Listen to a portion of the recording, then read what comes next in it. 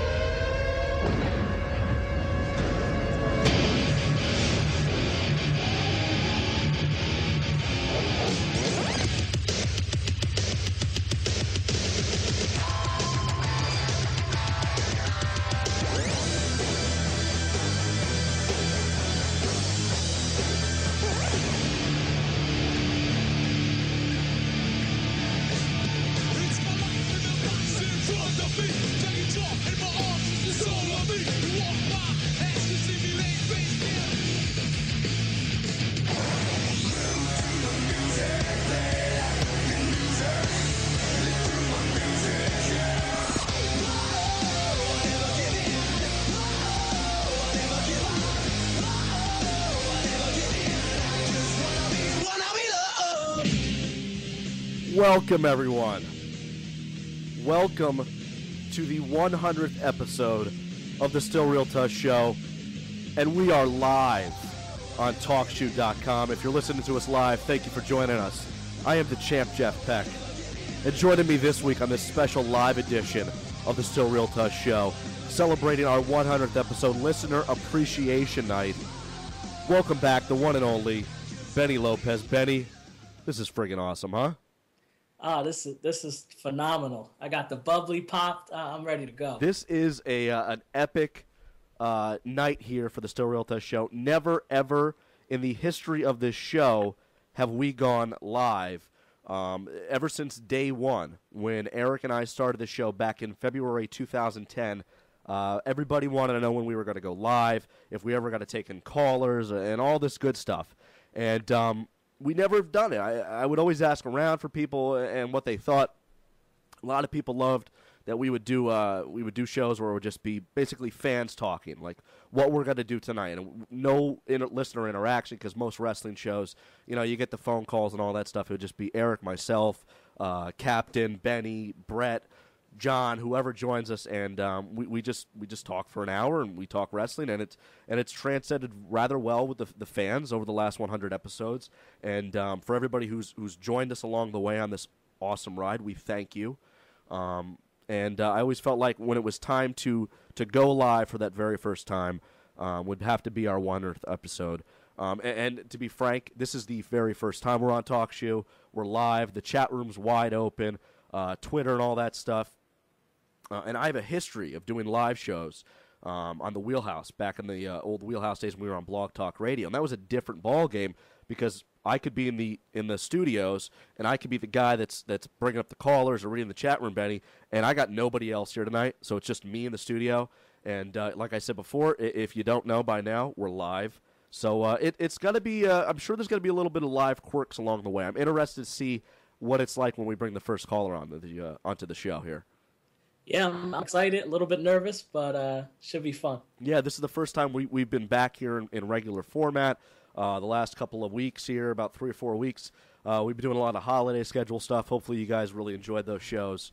We did Favorite Tag Teams, our award show, and last week Benny and I did our bold predictions for 2012. And I mentioned how I thought Zack Ryder was going to get annoying, and I saw a story recently, Benny, on WrestleChat.net that the Zack Ryder Eve Torres segment from this past Monday Night's Raw was one of the lowest rated segments in over a decade. Before we get to our first caller, because I already see it's lighting up, your thoughts there. Is this a bad sign for Zack Ryder that it's a 2.39 was his segment, or is it more or less people just sick and tired of Kane? It's definitely a combination of both. That whole segment was terrible. It doesn't do any good for anybody. We talked about this before. You know what I mean? If they're gonna go and push Zack Ryder, they need to be all in on this. He's come off as I don't know what to call. I guess like a dork. He can't fight his own battles. He's running scared. He needs the United States champion. Yeah, he's coming off like I compared him to on last week's Raw like a female. Like if John Cena was the Macho Man, he was Miss Elizabeth, where he's John Cena's coming to his rescue and he all of a sudden can't fight, but he's one of the top singles champions in the company. Really, really interesting stuff there regarding Zack Ryder, and I'm interested to see if people are calling in tonight. We're going to talk a little bit about Zack Ryder or whatnot, but I already see we have our first caller on the phone, Benny, and to all those who have listened to this show since day one, read the Twitter feeds from the minute I announced this show 6 weeks ago was going to be happening, you should not be surprised that this person is on the phone right now, our very first caller on the show. Welcome to the program, Benny, the one and only Eric Darcy. Eric, are you there? Eric? Yeah, are you there? Oh, there he is. Eric, how you doing, buddy? Good, how are you? Good, man. Welcome to the show. You are the very first caller, and I'm sure, no surprise there. If anybody had you on the betting pool, Eric Darcy being the first caller, I'm sure they would not be shocked. So congratulations on the big feat here. And more importantly, out of everybody who would always ask if we were doing a live show, you were one of the first guys to always ask. I think literally one of the first couple of shows, you would ask me, when are you guys going to go live? When are you going to take in callers? And we kind of held off, and we saved it for a big show like this, episode number 100. And look at it right there. And Eric Darcy, first one on the show, man. How can we help you today? Well, before I ask my question, I do want to say I am happy to be the first caller on the Surreal Duelist podcast, and I am also happy because since Mr. Gargiulo took a hiatus on his show last year, I kind of missed the call-in aspect of the podcast, which I really appreciate that you guys, for the first time ever, guys, are taking calls. No problem, dude. We're happy to be here. Eric is actually with his wife tonight. I think he's getting ready to become a father, and he was signed up for whatever those classes are. I'm sure I see Bretley's in the chat room there. Maybe he can chime in a little bit on those classes. But he's in one of those classes tonight with his loving wife, getting ready for the birth of their child earlier this year.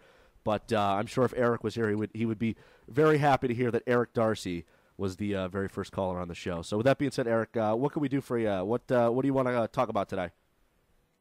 Well, I was going to pull a Chris Jericho on you guys, but that'll be a pretty boring phone call. But I do want to get your guys' opinion on Chris Jericho's debut last week and his crying episode on Raw this past week.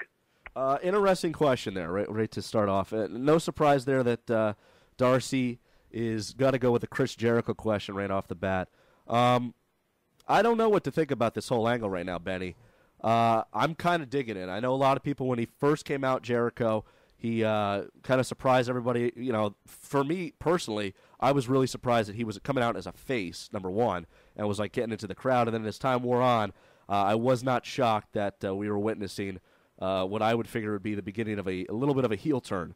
But hasn't said a single word, but I've loved everything that he's done in the last 2 weeks. What are your thoughts there on the Chris Jericho return?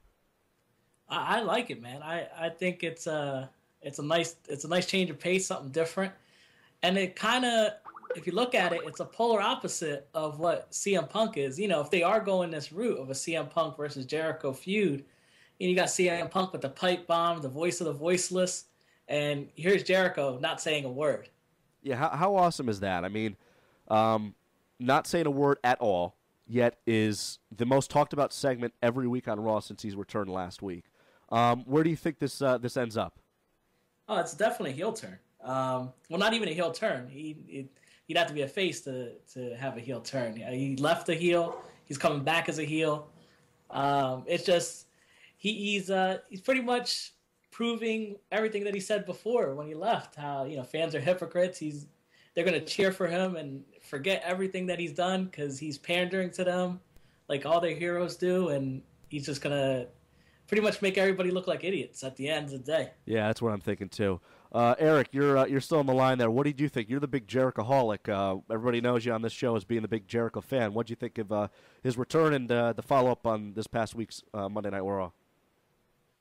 I am happy that he is back, and it's been 18 long months since he's been on Raw, and I did write couple blogs for CCB that I've actually quit watching Raw because there's a lack of logic, and because without Jericho, I don't think I really have a reason to watch Raw because they haven't been making any stars.